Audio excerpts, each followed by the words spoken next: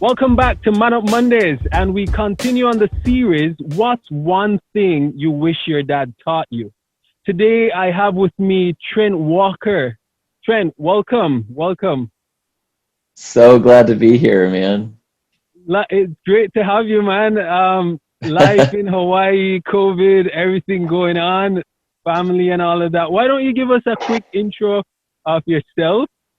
Man, thank you, Tico. It's so good to see your face. So good to hang with you today. Love you, Thank you, bro. bro. Thank you.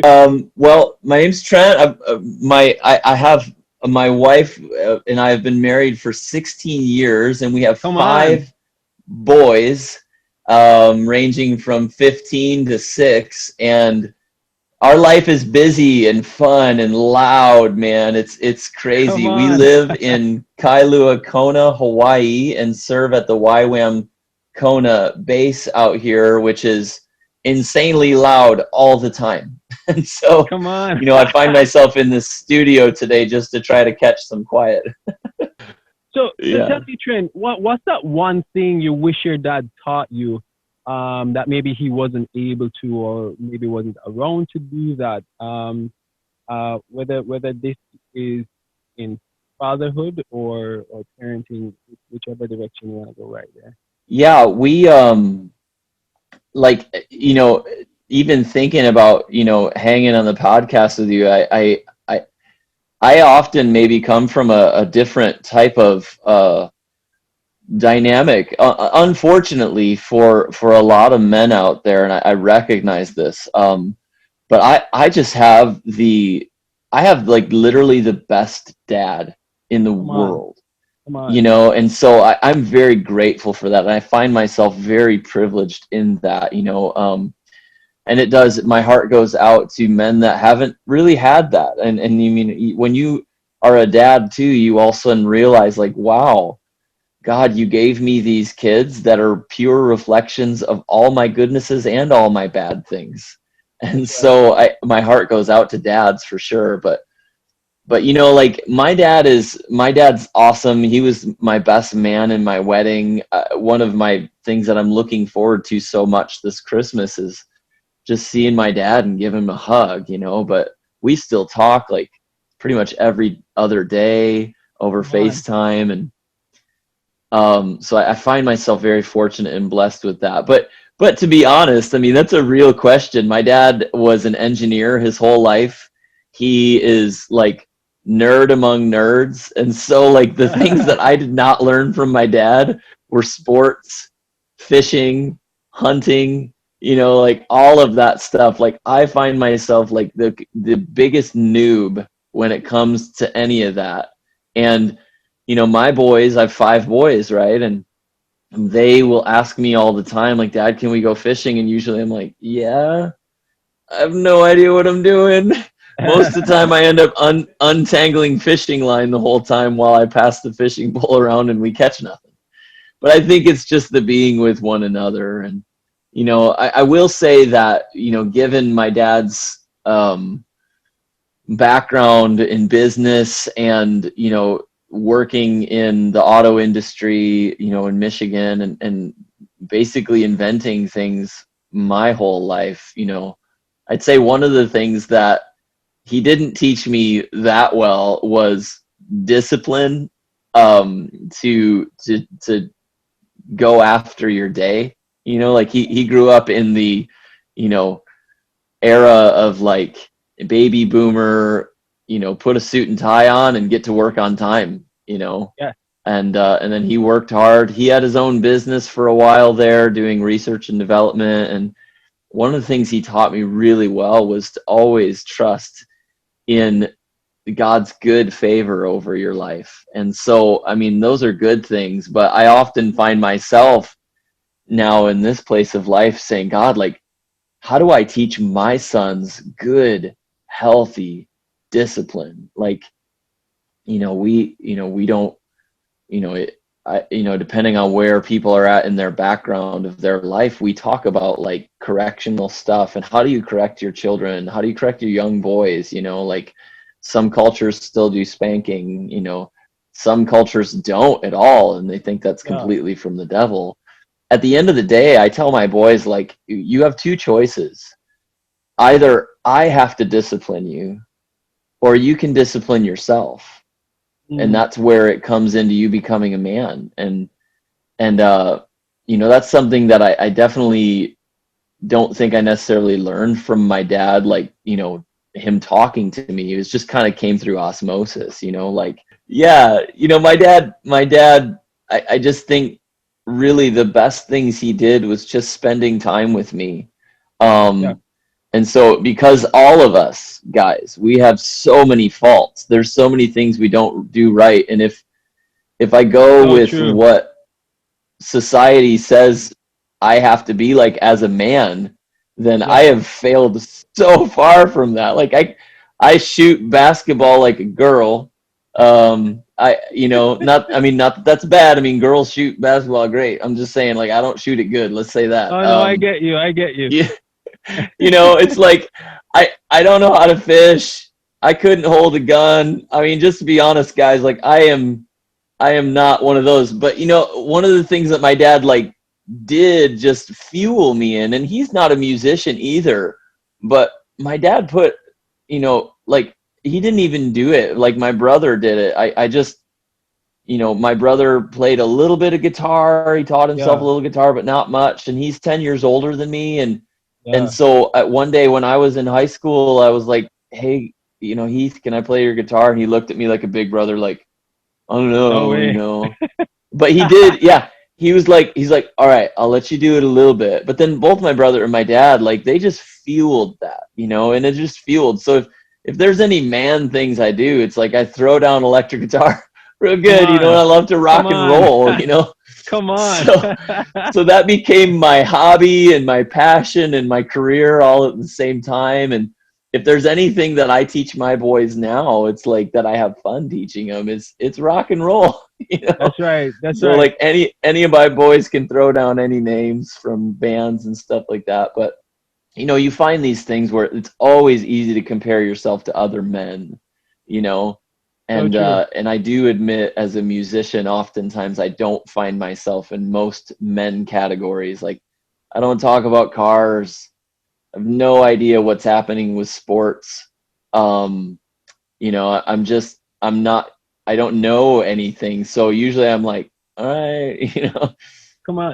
but I But don't look it down on it it myself for it's that. funny that you say that because I know some guys do have that perspective where if you don't do a certain kind of thing in a particular culture, then you're not considered manly enough.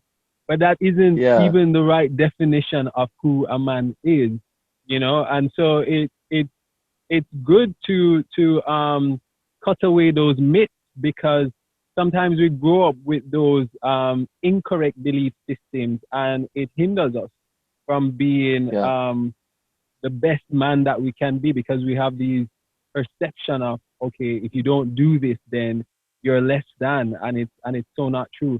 How did you in the area of discipline that you mentioned, how did you go about learning some of the best ways to discipline your boys? Well, again, I think it comes down to teaching them self-discipline, and I think that has to be, you know, you have to do that yourself first. Yeah. Everything from the small things. I mean, I believe self-discipline is the small things, and I by no means am getting this right by any means. But for myself, like, you know, unlike the things that I had maybe experienced from the baby boomer generation of, like, you know, get up and take a shower, get your suit and tie on, and get to work right away. Yeah. The things that I learned, at least in I'm 40, almost 42, and in my generation, like, some books that I learned, which was like, you know, uh, The Winning Attitude by John Maxwell was a early book for me that I learned. And even some more recent books that, I mean, I might not agree totally with everything that's taught in them, but like The Yeah. Miracle Morning is a great book too. These are books that I just think that I gravitated towards in order to find what would be good to develop a routine of a good healthy living and a good like attitude on life. And so I wake up every single morning at 5:30 and get my day started, but I don't do it by putting my suit and tie on and driving to work right away. I do it intentionally to seek the Lord, and I Come put that on. discipline in my life first. But in Come order on. to do that, I mean, you know, you have to have a discipline to go into bed at a decent time. You have to have a value for life and know that, man, my day is meant for something. And so what is that, Lord? I want to seek that from you first. But, even down to the very practical things of, like I said, I mentioned the miracle morning because, I mean, man, I'm an artist, right? Like at the end of the Come day, on. like sometimes you find your biggest zenith at like 1 a.m. and you're like, that was the best song ever, Come and then you're on. exhausted. But like really good habits that I never really thought about that just help are like, when you wake up the first thing in the morning, brush your teeth and drink a full glass of water. And don't ever hit the snooze button, because by you hitting the snooze button, you're basically saying to your day, you know what? I don't care that much. It's like you have this moment where you're like, it's the first decision of your day. But if you let the first decisions of your day be thanksgiving and gratitude, wow, your whole day changes. Your Come on. relationship with other people changes. And so I think that it's so important in self-discipline to begin your day with routine and Yeah. make sure that routine is gratitude and thanksgiving. Um, because I believe that that is the very first point of self-discipline. I mean, And, the other and I things guess lean naturally into that. your kids are learning that from you too, as they observe you. Right. Yeah. And so, I mean, currently then, I don't tell my kids what to do, but with my own self-discipline, I teach them and I say, hey, this is what is good and right for you to start your day, and know that you've got a purpose and a plan. Begin it with the Lord. What does that Come look on. like for you? Come on. Um, Again, for me, what it looks like is I've got to get up early. Oh my goodness. I mean, if any of you guys had the opportunity to hear how loud the YWAM Kona bass is, like, and then add 5 kids on top of it. It's like Yeah. Jim Gaffigan says, having 5 kids is like drowning and then somebody hands you a baby. You know, so Well, I'm like on number it's two, and loud. it's challenging, so I can understand five. Yeah, so it's loud, and I mean that right there becomes one of the first primary like driving factors in my life that says, God, I want you so much. I need you in my life, and I believe you called me for a reason and a purpose. So I've got to wake up early. I've got to. That's my biggest challenge and my biggest fight. And you know what? If I put these routines in my life, then I'll do it every single day. Um, I can't tell Awesome. you a day that I can't tell you a day that I hit the snooze button in the last few years. You know, Well, that's those really other good. disciplines of like putting the phone or the alarm clock way far away from your bed, like that's small little things, like I have to That's physically get right. up to turn the alarm off. No, Yeah. I admire your discipline. Just forming those routines that will help you to get the best of your days. And it's something I'm learning as well. That the more we have routines, is it will help us to achieve more within our days and head in the direction that we want. What would you say to fathers out there who are maybe going through a similar challenge? How would you encourage them? What advice would you give them? Man, the biggest advice I'd say is give yourself grace. You're gonna mess up, but you have an opportunity today again to shape your day the right way and put God in it first.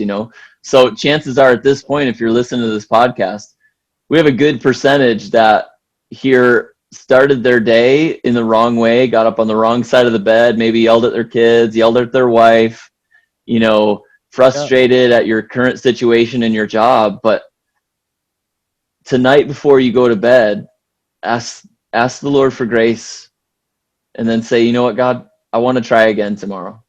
And you know, if you do that, I guarantee you, you'll mess up again, but I also guarantee you that you'll actually start to make some steps forward too. And I Mm. think that putting good, healthy habits in your life um, are really good. There's another book, and I'm not quite sure who it's by. It's Seven Habits of Highly Effective Leaders. That's a Stephen Covey. really, yeah. Right. I mean, just a really good little things. You know, it's the little things that matter. Yeah. And you begin to see that as your kids grow. Like, oh man, you know, I think that there's a tendency to not get it quite right with your firstborn, and now I'm starting to Yeah. see it in my third, where he's like, wow, why is my third a little bit more like getting these things? Well, Yeah. maybe because I needed a lot more grace with my first one. You Come know? on, that's so true. I tell my oldest son, who he's such a great kid. I absolutely love him, and but he's a 15. He's a teenager right now, and I look at him and I'm like, wow, man, you are teaching me how to raise a teenager. Thank you. You know? Wow. Well, So Trent, this yeah, this is really really good input here. Your experience sharing it with us is invaluable. I think for each of us as men, our journeys look different, but I think we desire to end up at the same place of doing well in the area of fatherhood and being a dad. This is excellent, and I really hope that as guys watch this and listen to this, they will get just good substance from it that they can add to their own life. And yeah, it's really good to kind of just get this kind of input from men like you. Thank you so much yeah, for sharing. Is there anything else that you would want to add? man. Thanks for just giving me the opportunity. It's a blessing. You know, Tico, I love you, man. I love your family. I love your heart. Thank you. It's awesome. You know, guys, give yourselves grace. Start again tomorrow. Start again tonight. Know Come that on, God is for you. He's not against you. He's got a plan for you, and He wants you to thrive, man. He come wants you to on. thrive. So what does that look like? You know, begin to ask yourself those questions, you know. Yeah. Thank you, bro.